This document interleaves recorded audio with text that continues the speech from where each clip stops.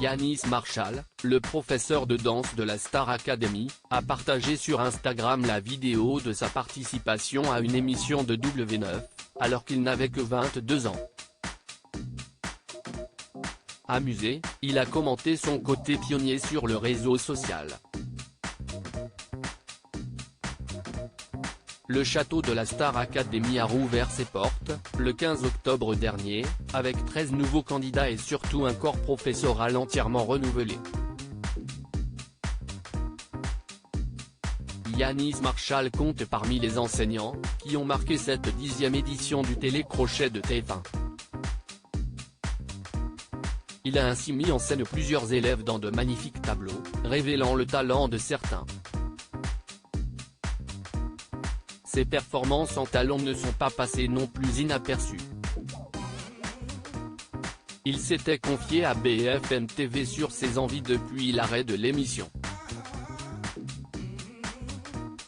J'ai le projet d'ouvrir un cabaret, de faire ma marque de talons et d'ouvrir mon école de danse à Paris, si est déjà 3 trucs que j'avais vraiment envie de faire même avant la Star AC, indiquait-il ainsi à la chaîne d'information. Ce que je le fais depuis longtemps. L'excentrique chorégraphe est aussi très actif sur Instagram. Il a tout récemment partagé les photos d'une soirée passée en la compagnie des anciens élèves, affolant les fidèles du programme. Mais hier, dimanche 8 décembre, Yanis Marshall était d'humeur nostalgique. Il a cette fois posté des images de son passage dans une émission de W9 en 2012, La meilleure danse. Le danseur y apparaît presque méconnaissable. C'était il y a 12 ans bordel sur W9, enfin d'abord sur M6 puis après on s'est fait égueux sur W9. J'étais déjà pas mal barré dans ma tête quand même pour un gamin de 22 ans. Sans oublier que les hommes en talons étaient encore moins acceptés à l'époque. Je me rappelle me faire critiquer dans tous les sens mais j'en avais rien à foutre, on se refait pas. A-t-il contextualisé en commentaire de la publication.